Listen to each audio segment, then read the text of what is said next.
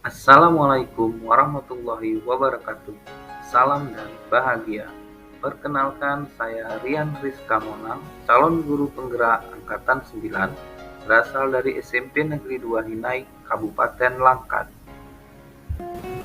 Pada kesempatan kali ini, saya akan menyampaikan koneksi antar materi pada modul 2.2 tentang pembelajaran sosial dan emosional. Pertanyaan pemantik. 1. Apa kesimpulan tentang perubahan pengetahuan, keterampilan, sikap sebagai pemimpin pembelajaran setelah mempelajari pembelajaran sosial dan emosional? 2. Apa kaitan pembelajaran sosial dan emosional yang telah Anda pelajari dengan modul-modul sebelumnya? Berikut ini adalah jawaban dari pertanyaan pemantik yang pertama. Seorang guru harus mempelajari pembelajaran sosial dan emosional agar dirinya mampu memahami atau mengenali emosi atau kesadaran diri, mengelola emosi atau manajemen diri, berempati dengan orang lain atau kesadaran sosial, membangun hubungan yang sehat atau keterampilan berelasi, dan membuat keputusan yang masuk akal atau pengambilan keputusan yang bertanggung jawab agar dapat merubah individu seorang guru sebagai pemimpin pembelajaran baik di bidang pengetahuan, keterampilan, maupun sikap. Hal ini berguna untuk mewujudkan pembelajaran yang aman dan nyaman dan dapat menumbuhkan karakter murid yang berbudi pekerti luhur. Kemudian selanjutnya yang kedua, apa kaitan pembelajaran sosial dan emosional yang telah Anda pelajari dengan modul-modul sebelumnya? Kaitan antara modul 1.1 dengan modul 2.2. Melalui pembelajaran sosial dan emosional, guru dapat menciptakan well-being dalam ekosistem pendidikan di sekolah yang akan menciptakan lingkungan belajar yang aman dan nyaman bagi murid. Hal ini tentu sejalan dengan pemikiran Ki Hajar Dewantara, yaitu menuntun kodrat anak agar mencapai kebahagiaan dan keselamatan yang setinggi-tingginya dan menemukan kemerdekaan dalam proses pembelajaran. Kaitan modul 1.2 dengan modul 2.2. Terdapat 5 peran yang harus dimiliki oleh seorang guru penggerak, yaitu menjadi pemimpin pembelajaran, menjadi coach bagi guru lain, mendorong kolaborasi, menggerakkan komunitas praktisi, dan mewujudkan kepemimpinan murid. Melalui peran yang dimiliki ini, maka guru dapat menciptakan well-being melalui pembelajaran sosial dan emosional agar tercipta lingkungan belajar yang aman dan nyaman bagi murid.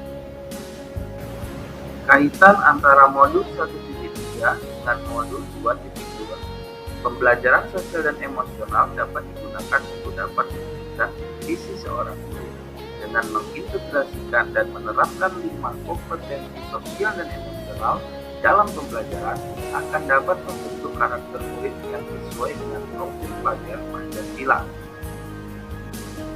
Selanjutnya, kaitan antara modul 1.4 dengan modul 2.2. Melalui pembelajaran sosial dan emosional yang mengintegrasikan 5 KSP, guru dapat mengenali dan memahami emosi murid, sedangkan murid dapat memahami dan mengelola emosi dirinya sendiri, sehingga lebih mampu mengontrol diri dan dapat menerapkan disiplin positif dalam mewujudkan budaya positif di sekolah. Kaitan antara modul 2.1 dengan modul 2.2. Agar dapat melaksanakan pembelajaran berdiferensiasi, guru harus mampu mengenali karakter muridnya. Dengan mengintegrasikan pembelajaran sosial dan emosional dalam pembelajaran serta menciptakan iklim kelas dan budaya sekolah, guru dapat mengidentifikasi kebutuhan belajar murid dan guru akan mudah menentukan strategi pembelajaran yang akan diterapkan. Pertanyaan selanjutnya. Sebelum mempelajari modul ini, saya berpikir bahwa sosial dan emosional anak itu tidak berpengaruh pada proses pembelajaran. Kita dapat memberikan penguatan-penguatan positif untuk mengelola emosi anak, sehingga pembelajaran sosial dan emosional ini tidak masuk dalam proses pembelajaran, melainkan dilakukan di luar proses pembelajaran. Setelah mempelajari modul ini, ternyata pembelajaran sosial dan emosional ini sangat berpengaruh terhadap keberhasilan proses pembelajaran yang sedang berlangsung dan pembelajaran sosial emosional ini dapat diintegrasikan ke dalam proses pembelajaran. Ada 3 hal mendasar dan penting yang saya pelajari, antara lain: 1. Terdapat 5 kompetensi sosial emosional, yaitu kesadaran diri, manajemen diri, kesadaran sosial, kemampuan berelasi, dan pengambilan keputusan yang bertanggung jawab.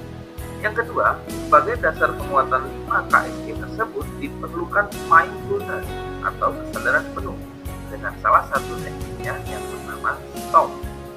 Yang ketiga, implementasi pembelajaran sosial dan emosional di kelas dan sekolah dapat dilakukan dengan cara pengajaran eksplisit, integrasi praktek mengajar guru, iklim budaya kelas atau sekolah, dan penguatan kompetensi sosial emosional pendidik dan tenaga kependidikan di sekolah dengan bentuk penguatan menjadi teladan, belajar, dan berkolaborasi. Selanjutnya, perubahan yang akan saya terapkan di kelas dan sekolah. Yang pertama, bagi murid-murid, saya akan mengintegrasikan PSE dalam proses pembelajaran yang saya lakukan, seperti membuat roda emosi di kelas untuk mengidentifikasi emosi murid, mengajak murid bersama-sama melakukan mindfulness dengan teknik STOP, melakukan pembelajaran secara individu dan berkelompok untuk mengembangkan 5 KSE. Yang kedua, bagi rekan sejawat, menjadi teladan dalam menerapkan KSE, belajar secara daring maupun luring terkait PSE, berkolaborasi dengan rekan sejawat dalam penerapan KSE.